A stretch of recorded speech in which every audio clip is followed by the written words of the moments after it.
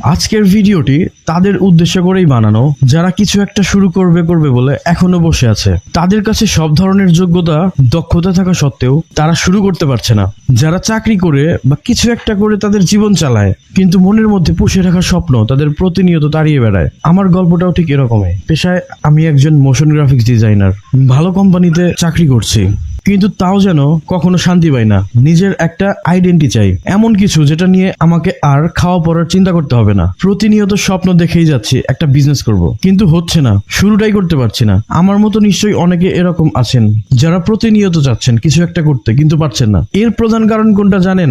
হয়তো জানেন বা জানেন না, কিন্তু আমি জানি, স্পষ্টই জানি, সেটা হলো আমার কমফোর্ট জোন। আজকের ভিডিওটা বানাচ্ছি আমি আমার নিজের জন্য, নিজেকে মোটিভেট করার জন্য। কখনো ভেবেছেন নিজের কিছু একটা থাকলে কেমন হতো? একটা ব্যবসা নিজের মতো করে গড়ে তোলা, নিজের নিয়মে কাজ করা, সকাল 9টা থেকে বিকেল 5টার গোলাম না হওয়া। হয়তো আপনি অনেকদিন ধরেই ব্যবসা শুরু করার কথা ভাবছেন, কিন্তু কোথাও গিয়ে আটকে যাচ্ছেন, ভয় পাচ্ছেন, নিজেকে প্রশ্ন করছেন, আমি কি পারবো? টাকা যদি হারিয়ে যায়, লাভ না হলে কি হবে? লোকে কি বলবে? এই প্রশ্নগুলো স্বাভাবিক। প্রতিটি সফল উদ্যোক্তাও এই প্রশ্নগুলির মুখোমুখি হয়েছেন, কিন্তু তারা থেমে যাননি। তারা শুরু করেছে ছোট করে, একটা আইডিয়া থেকে, একটা প্যাশন থেকে, একটা সাহসী সিদ্ধান্ত থেকে। শুরুটা করুন, তারপর একাগ্রতা, নিয়মানুবর্তিতা ঠিক রেখে কাজ করে যেতে হবে। কোনো কিছু এমনি এমনি আসে না, একটু সময় তো লাগবেই। আমাদের সবচেয়ে বড় সমস্যা হলো আমরা যখন কোনো একটা আইডিয়া নিয়ে ভাবি, তার জন্য প্ল্যান করে ফেলি, সবকিছু করে ফেলি, কিন্তু শেষ মুহূর্তে গিয়ে বলি আচ্ছা ঠিক আছে, কিছুদিন না হয় পরেই শুরু করি। ওই কিছুদিন আর আসে না। আরো কত প্রতিবন্ধকতা আছে। ভাবি চাকরি করছি, ব্যবসায় সময় দিব কখন? আরে এই যুগে আপনি যদি পরিশ্রমের উপরে গিয়ে পরিশ্রম না করেন, তাহলে শুধু স্বপ্ন দেখে যেতেই হবে আর মানুষকে বলে বেড়াতে হবে বিজনেস প্ল্যান করছি, সামনে বিজনেস করব। আমি 3 বছর যাবত এই কথা বলে যাচ্ছি। সব সিস্টেম তো জানাই আছে, শুরু করি, একটু আস্তে ধীরে শুরু করি। এভাবেই দিন যাচ্ছে।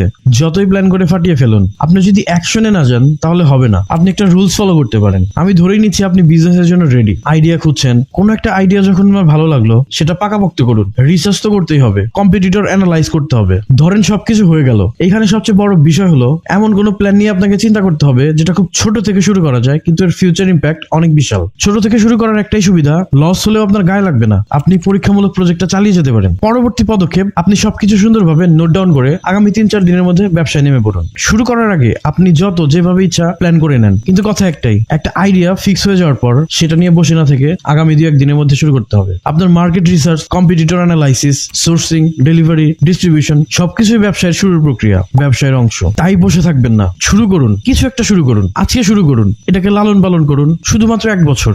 শুরুটা হতে পারে খুব ছোট, একটা ফেসবুক পেজ, একটা প্রোডাক্টের ছবি, একজন বন্ধুকে বলা একটা ছোট সার্ভিস অফার। আপনার কাছে যদি বড় পুঁজি নাও থাকে, আপনার কাছে যদি বিশাল অভিজ্ঞতা নাও থাকে, আপনার একটা জিনিস আছে, সাহস, যেটা যদি জাগ্রত করেন, তাহলে সেখান থেকেই শুরু হবে আপনার স্বপ্ন পূরণ। আপনার মতোই কেউ একদিন ভেবেছিল সময় নাই, রিস্ক আছে, আমি জানি না কিভাবে করতে হয়, কিন্তু সেও শুরু করেছিল, তাই আজ সে এগিয়ে গেছে। আর আপনি এখনো চিন্তায় বসে আছেন।